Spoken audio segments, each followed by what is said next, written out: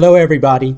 The dasha periods of Ketu and Rahu can be especially tricky to predict for any astrologer, and most especially Rahu dashas.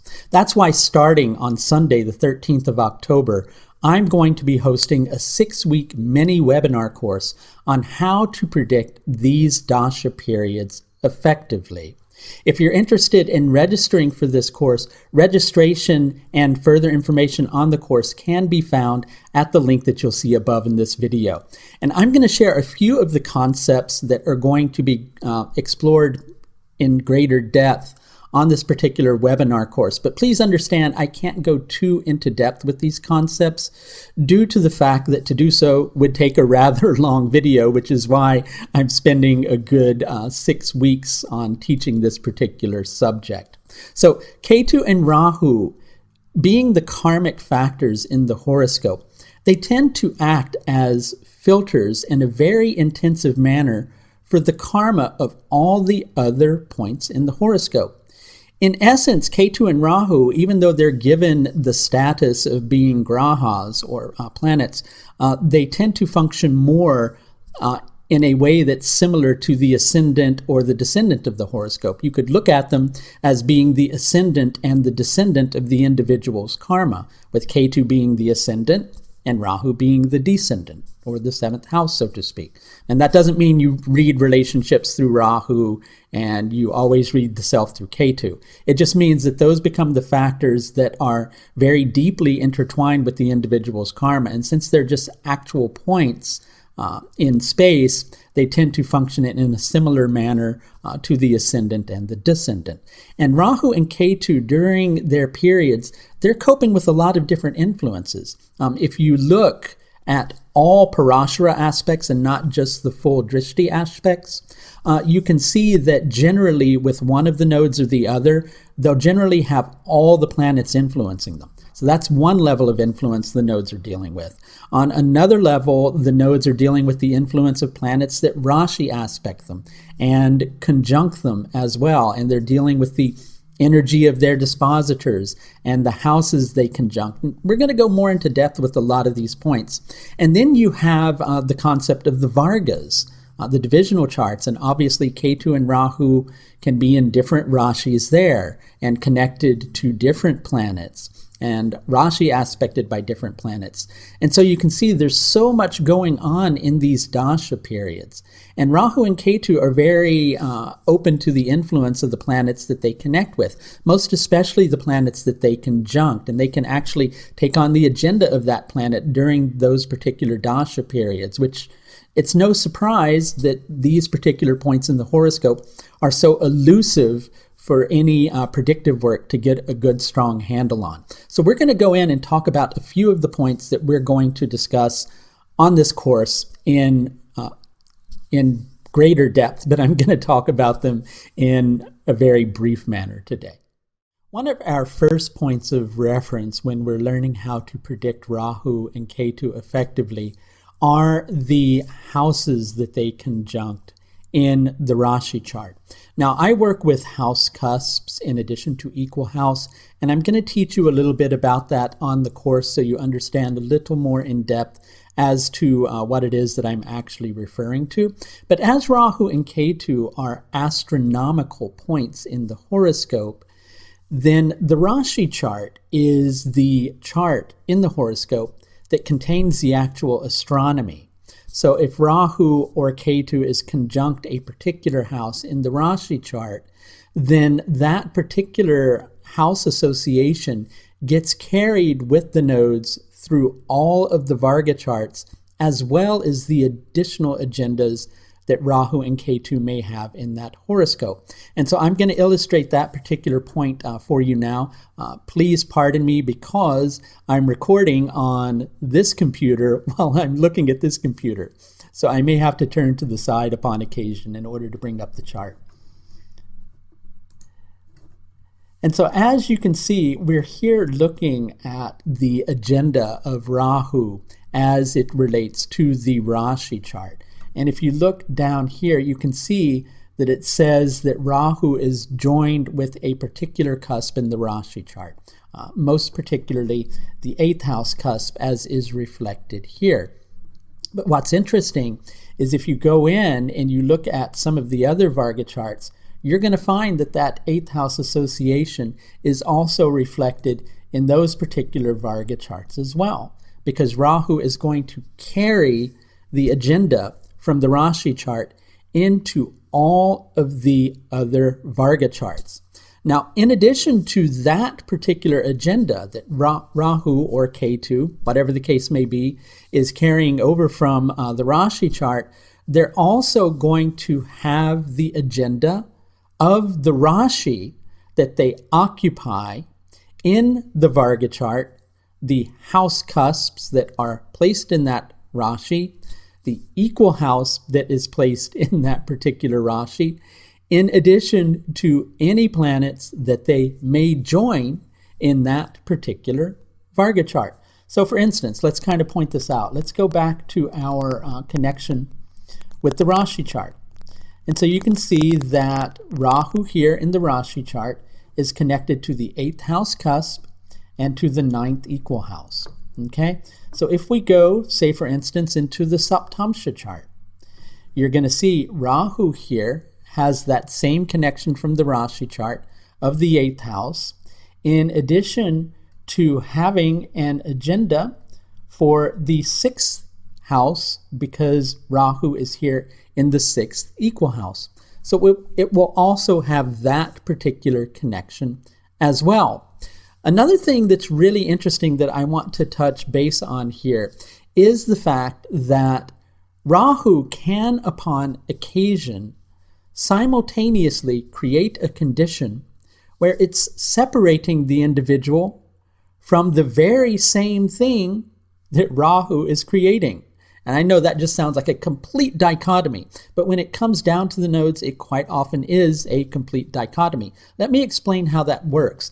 Planets become productive quite often due to their avastas. Like if a planet's in Kumara avasta, it becomes productive. If a planet is in Yuva avasta, it can become productive.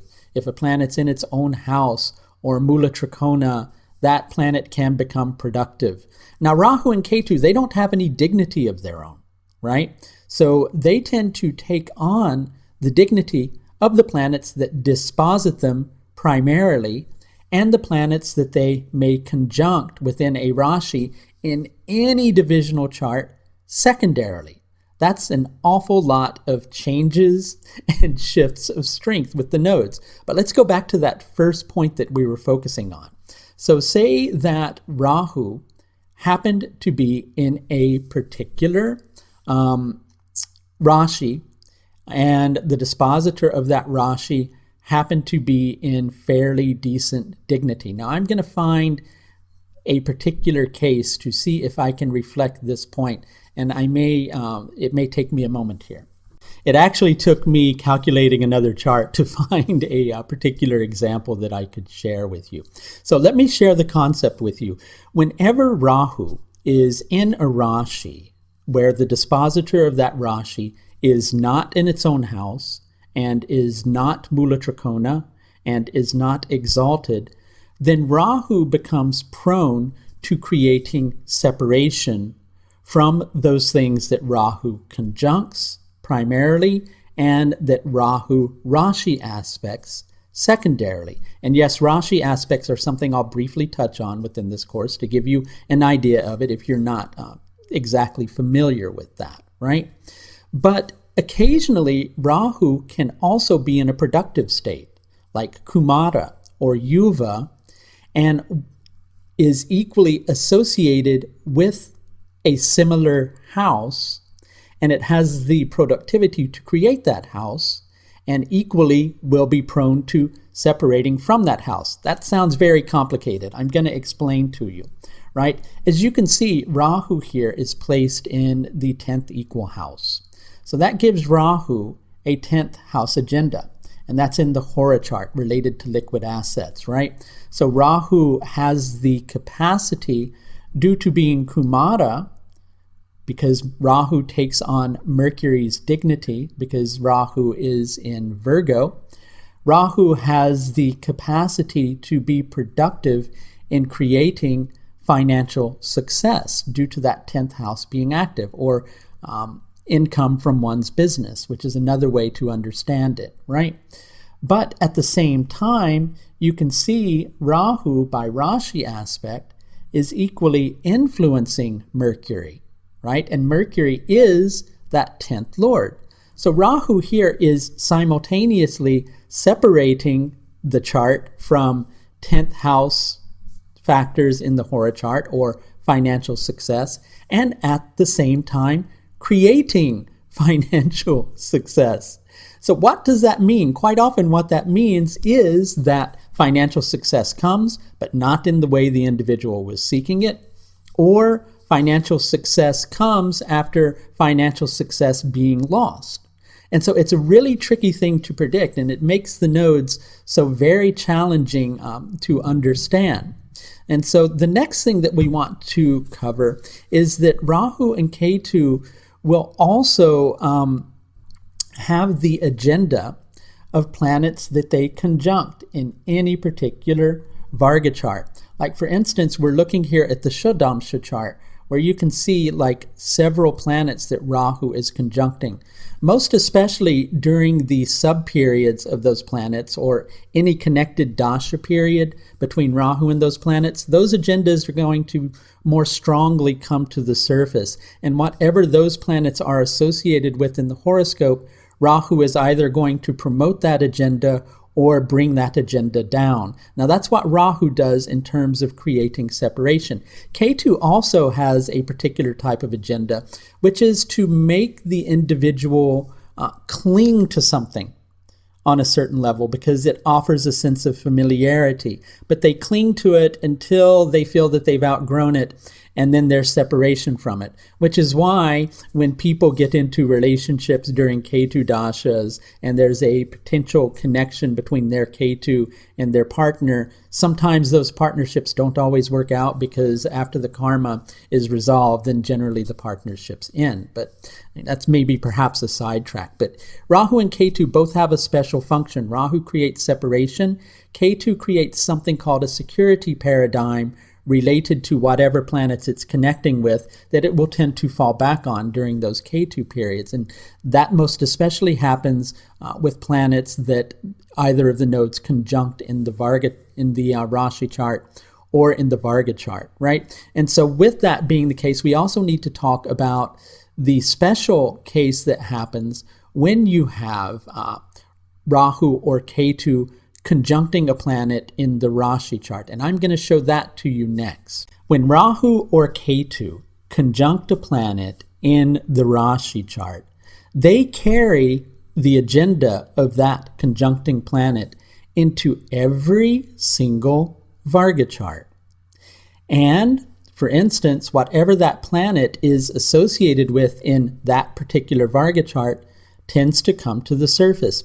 Here's a good example of this point. If you look over here at the bottom of the screen, you can see that in the Rashi chart, Rahu is connected to Mercury, which is the Atmakaraka. So that means that Rahu can have a career-related agenda, because Mercury being the Atmakaraka can relate to career. Rahu will have that agenda in the Rashi chart. It will also have that very same agenda in all the different Varga charts. But in addition to that, if you look in the Rashi chart, you're going to see that Mercury, which Rahu is conjuncting, rules the 7th and the 10th houses. Okay?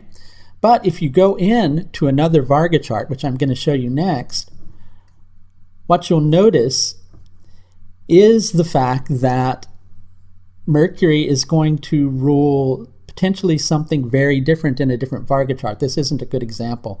Let me go to the Hora chart. So Rahu here will carry that conjunction with Mercury, because again, that's an astronomical thing. It will carry that conjunction over to the Varga chart. So it will still have a career-related agenda. But if you look here, Mercury in the Hora chart is related to the 4th house and the 7th house. So Rahu is also going to have that particular agenda from that Varga chart, and that is reflected here. So there's so much that's going on during Rahu and Ketu periods, and I also want to share a couple of last points with you. And again, I'll go more into depth on these and teach them to you in a very detailed manner on the course, right?